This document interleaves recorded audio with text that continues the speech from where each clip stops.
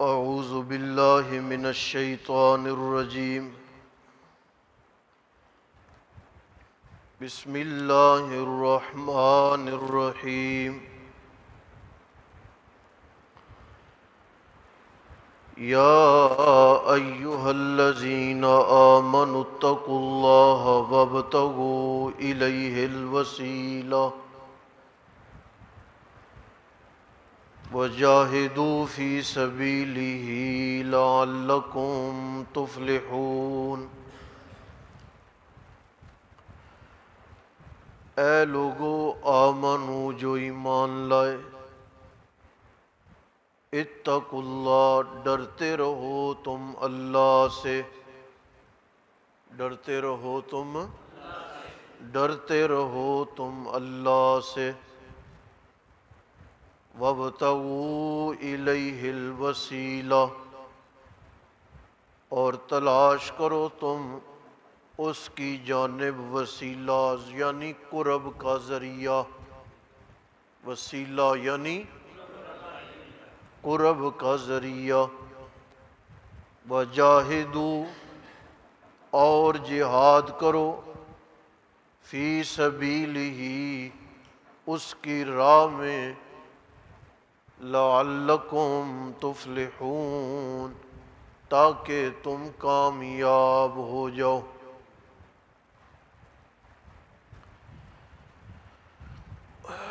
رمضان سے پہلے اس آیت مبارکہ کے متعلق ہم نے اندازاً 3 سبق پڑھے ہیں۔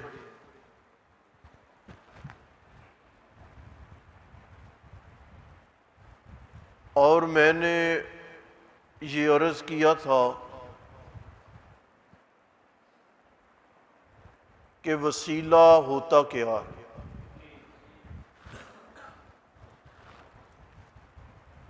اب چونکہ ہم نئے سرے سے درس شروع کرنے لگے ہیں،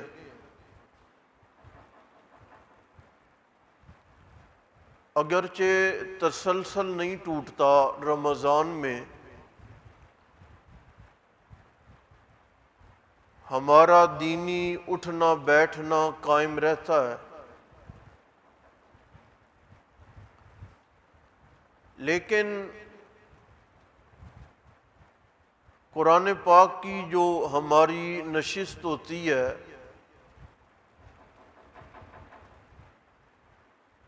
یہ رمضان کی وجہ سے ایک بار منقطع ہوتی ہے، رکتی ہے۔ آپ سب سے پہلے اللہ تعالیٰ کے حضور یہ دعا کریں گے کہ ہم جو ایک عرصہ کٹے رہنے کے بعد دوبارہ اس کام میں لگے ہیں، تو ہماری یہ دعا ہونی چاہیے کہ اللہ ہمیں اسی کام میں لگائے رکھے۔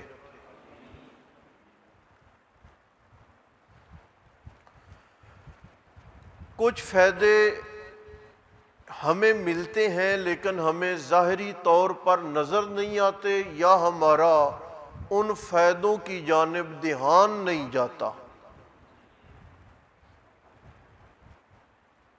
ہم انہیں اپنی محنت اور اپنی کاریگری کا نتیجہ سمجھتے ہیں،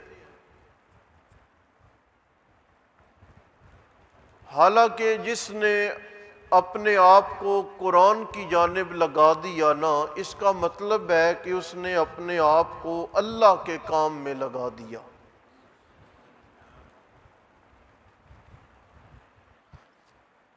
آپ میرا کام کریں، میں آپ کا کام نہ کروں، میں آپ کا کام کروں، آپ میرا کام نہ کریں، ہم اسے اچھا نہیں سمجھتے۔ یہ کیسے ہو سکتا ہے کہ آپ اللہ کا کام کریں اور اللہ آپ کے کام نہ کرے؟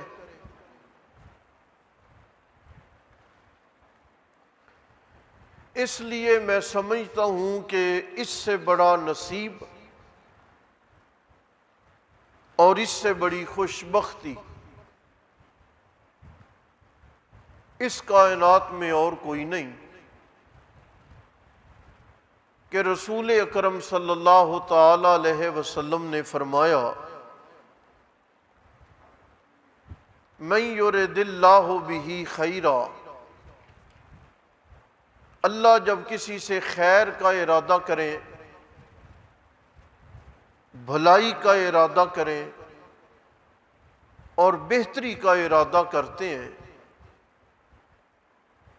تو کیا کوئی پیغام آتا ہے کہ ہم نے تیرے ساتھ بہتری کا ارادہ کیا ہے؟ کوئی بتانے والا آ کے بتاتا ہے؟ نہیں، بلکہ نبی پاک علیہ السلام نے فرمایا جب اللہ بہتری کا ارادہ کرتے ہیں نا تو یفقہہ فی الدین، اللہ اس بندے کو دین کی سمجھ عطا کر دیتے ہیں۔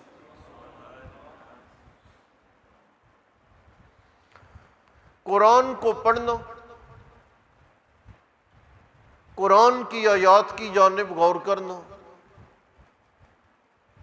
اللہ گلہ کر رہے ہیں قرآن میں،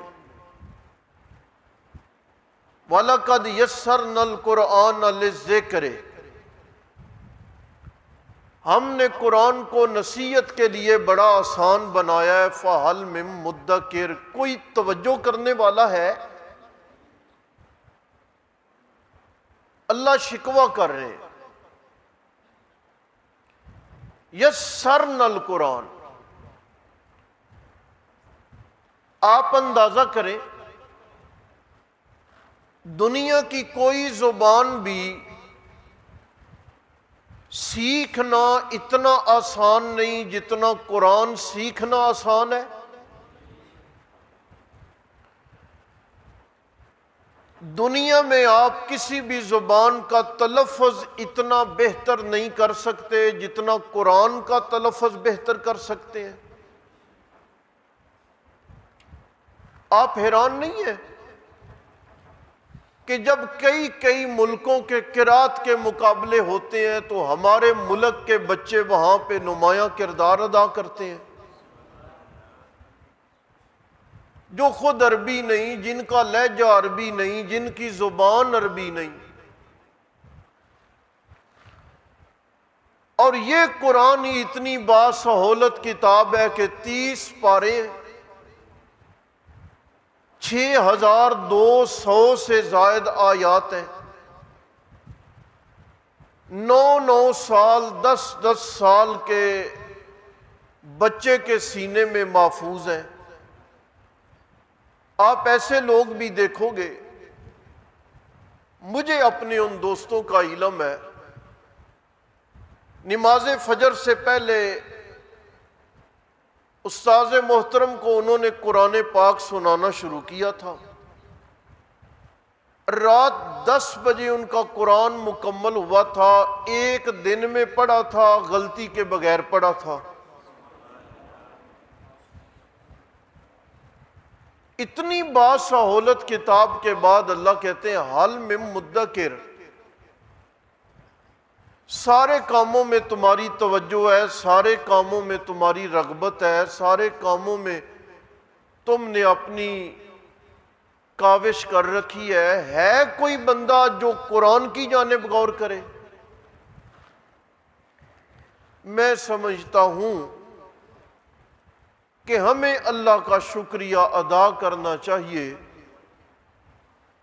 کہ اس دور میں ہم وہ لوگ ہیں کہ جو کم از کم اپنی ہمت اور بساط کے مطابق اللہ کی کتاب میں غور و فکر کرنے کی نیت سے روز بیٹھتے ہیں۔ میں سمجھتا ہوں کہ اللہ تعالیٰ کا بڑا انعام ہے اور اللہ تعالیٰ کی بڑی کرم نوازی ہے۔ ایک بات اور سمجھیں، اس بیٹھنے کو بوجھ سمجھ کے نہ بیٹھیں، خوش طبیعت سے اپنی زندگی کا حصہ سمجھتے ہوئے، اپنی دینی ضرورت سمجھتے ہوئے، اپنی اخروی زندگی کو خوشحال بنانے کی نیت سے آپ بیٹھا کریں۔ مجبوری کے لیے آپ مت بیٹھیں، کیونکہ یہ مجلس بذات خود اتنی سعادت مند ہے۔ میں ایک حدیث آپ کو سناؤں، اگر آپ بڑی توجہ سے سنیں تو مجھے اس کے بعد فضیلتیں سنانے کی کوئی ضرورت نہیں رہ جائے گی۔ نبی پاک علیہ السلام نے فرمایا، جب لوگ دین کی نیت سے اللہ کے ذکر کے لیے، اور ذکر کیا ہے آپ کو پتہ ہے نا، اِنَّا نَحْنُ نَزَّلْنَا الذِّکْرَ، قرآن میں ذکر کسے کہا گیا ہے؟ اسی کو۔ نبی پاک علیہ السلام نے فرمایا، جس طرح زمین والوں کو، سن رہے ہو، جس طرح زمین والوں کو آسمان کے تارے چمکتے نظر آتے ہیں نا، اسی طرح آسمان والوں کو زمین پر ذکر کرنے والے چمکتے ہوئے تاروں کی طرح نظر آتے ہیں۔ ملائکہ کی جماعت آتی ہے، آپ سنیں یہ فکرہ، ملائکہ کی جماعت آتی ہے، ملائکہ کی جماعت آ کے اپنے پروں کے ساتھ اس مجلس کو ڈھانپ لیتی ہے۔ جب تک وہ اس مشغلے میں لگے رہتے ہیں، جب تک وہ اس ذکر میں مشغول رہتے ہیں، مجھے نہیں نظر آ رہا ہے، آپ کو بھی ملائکہ نظر نہیں آ رہا ہے، آپ نبی پاک علیہ السلام نے کہہ دیا ہے کہ ملائکہ نظر آتے ہیں، ملائکہ اوپر پر بچھاتے ہیں، حضور نے کہہ دیا، مجھے بھی نظر نہیں آ رہا ہے، آپ کو بھی نظر نہیں آ رہا ہے، لیکن ہمارا یہ ایمان ہے کہ جب نبی پاک علیہ السلام نے کہہ دیا نا، اب اگر کوئی کہے کہ آپ کے اوپر ملائکہ نے پر بچھائے ہیں، ہم کہیں گے بچھائے ہیں۔ کوئی کہے کہ قسم کھاؤ، ہم اس بات پہ قسم کھا دیں گے، اس لیے کہ نبی پاک علیہ السلام کی زبان سے جب بھی نکلا ہے نا، نکلا سچ ہے، ہمیں اطمینان ہے۔ آپ نے فرمایا ملائکہ پر اوپر کر کے ان کا سایہ کر دیتے ہیں اور اس مجلس کو ڈھانپ لیتے ہیں۔ جب ذکر کی مجلس ختم ہوتی ہے، اب یہ ذکر کی مجلس یہ تعلیم پڑھنے پڑھانے کی ہو، یہ حدیث پڑھنے پڑھانے کی ہو، یہ مسائل دین سیکھنے سکھانے کی ہو، یہ سب مجلس ذکر کی ہیں۔ نبی پاک علیہ السلام نے فرمایا ملائکہ کی جماعت اوپر جاتی ہے، اللہ جانتے ہیں، لیکن اللہ سوال کرتے ہیں کیا دیکھ کے آئے؟ مولا تیرے بندوں کو ذکر میں مشغول دیکھ کے آئے ہیں، کیا کر رہے تھے؟ یا الہی تمہیں یاد کر رہے تھے،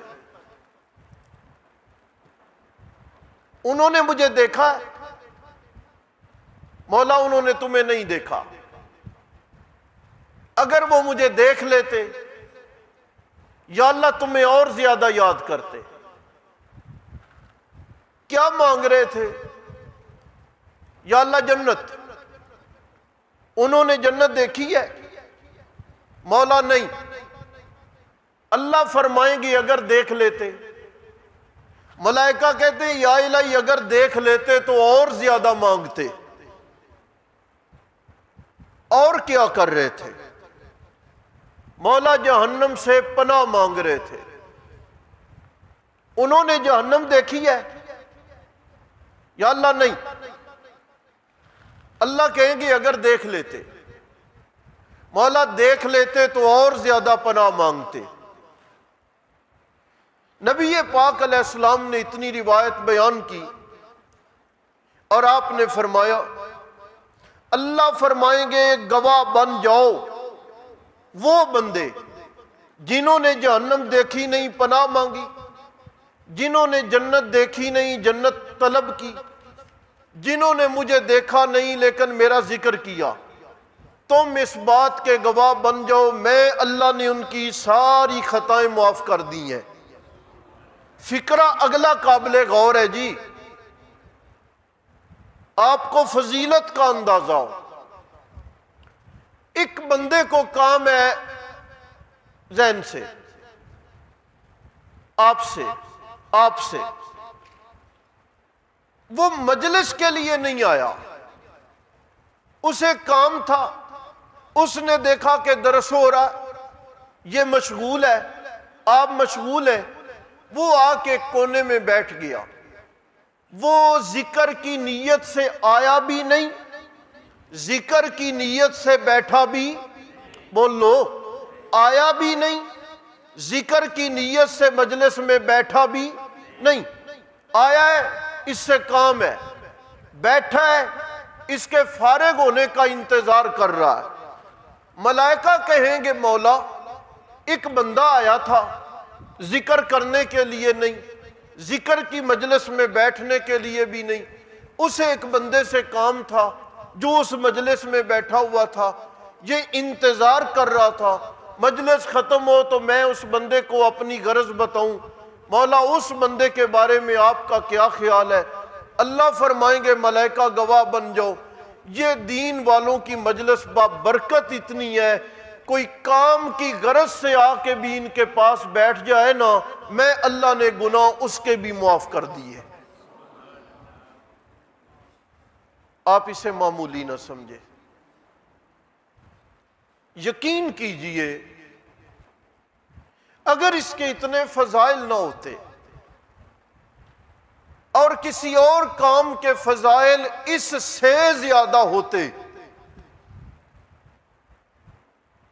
سن رہے ہو، اگر اس کام کے فضائل نہ ہوتے یا کم ہوتے، کسی اور کام کے فضائل اس سے زیادہ ہوتے، وہ اگرچہ نجی کام ہوتا، تنہائی کا کام ہوتا، فضائل اس سے زیادہ ہوتے، ہم اپنی توانائیاں اور اپنی ہمتیں اس بات پہ صرف کرتے۔